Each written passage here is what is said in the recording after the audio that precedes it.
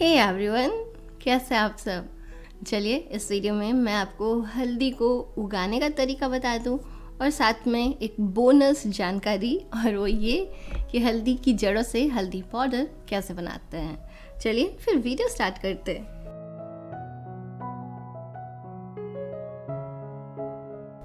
ये रही हल्दी की जड़ें।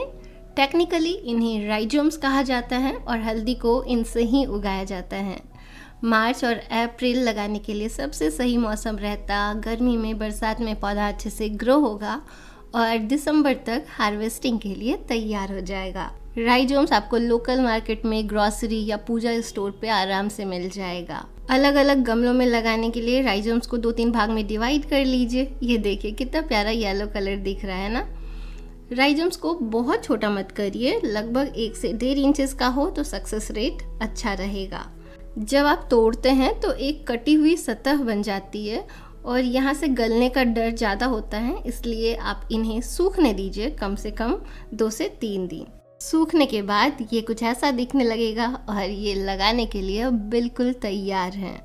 मार्च और अप्रैल में ना ट्यूबर्स पे आपको ग्रोइंग पॉइंट्स भी दिखते हैं और इससे आपका सक्सेस रेट और बढ़ जाता है। वैसे हल्दी बहुत जल्दी ही लग जाती है।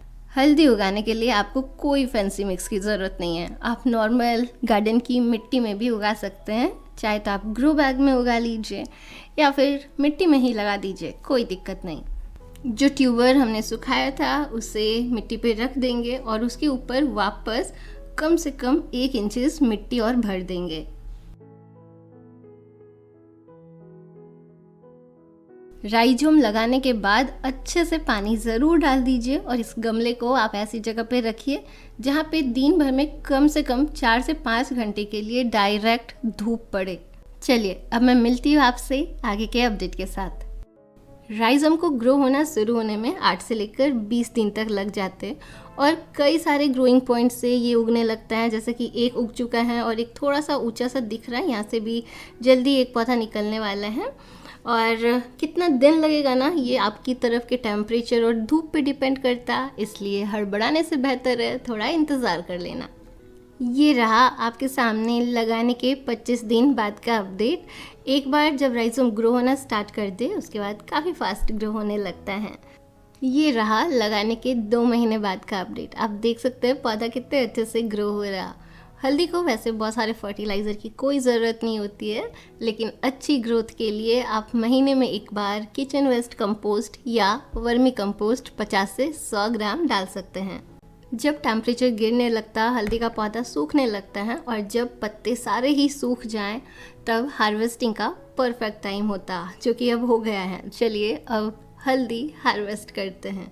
फ्रेंड्स, यहाँ पे एक इम्पॉर्टेंट इंस्ट्रक्शन, जब भी आपको हल्दी हार्वेस्ट करना हो उससे 1 सप्ताह पहले से आप उस गमले में या उस जगह पे बिल्कुल भी पानी मत डालिए।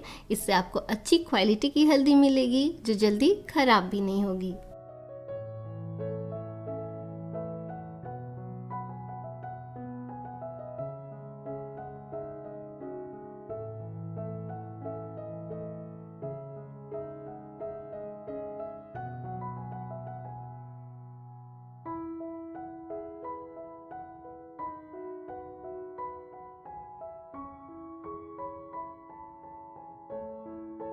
देखिए कितने सारे टर्मरिक हमने हार्वेस्ट कर लिए और इसी तरह के मेरे पास 3-4 और गमले हैं। होपफुली मैं कम से कम 6-7 महीने के लिए तो अपने घर की रिक्वायरमेंट पूरी कर ही सकती हूँ।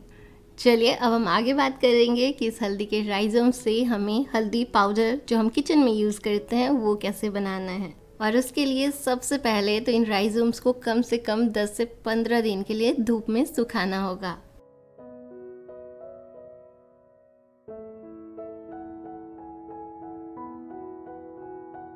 धूप में सुखाने के बाद इसे अच्छे से धो लीजिए।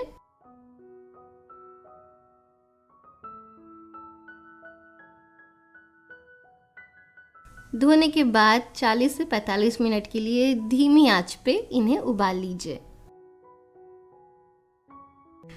उबलते उबलते आप देखेंगे ऊपर हल्का सा फ्रोदी हो गया है और जब 40-45 मिनट हो जाए तो इसे छान लीजिए।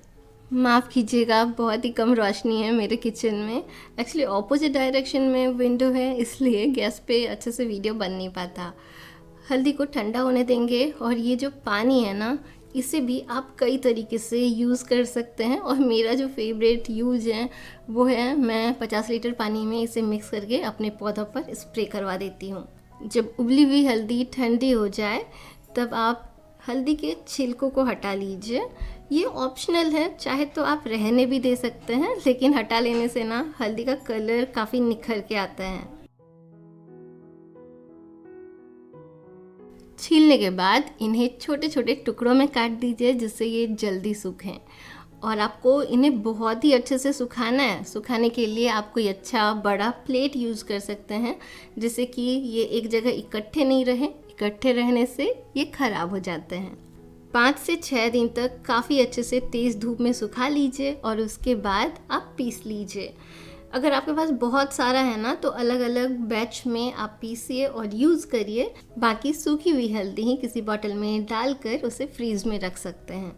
महीन पाउडर को आप छान लीजिए और जो थोड़ा दरदरा रह जाए उसे चाहें तो आप फिर से पीस सकते हैं, या फिर ऐसे ही सब्जी में यूज़ कर लीजिए, कोई भी दिक्कत नहीं है। और ये एक छोटा सा बैच मैंने अभी 4-5 दिनों के लिए तैयार कर लिया है, और भी हल्दी मैं पीसूँगी बाद में। इस वीडियो में बस इतना ही। आशा करती हूँ मेरा ये वीडियो आपके लिए यूज़फुल होगा। फिर मिलूँगी आपसे अपने अगले वीडियो में। ख्याल रखिएगा अपना, ख्याल रखिएगा मदर नेचर का। Bye friends, take care, happy gardening. Green earth, healthy earth, happy earth. Prakritis Garden signing off.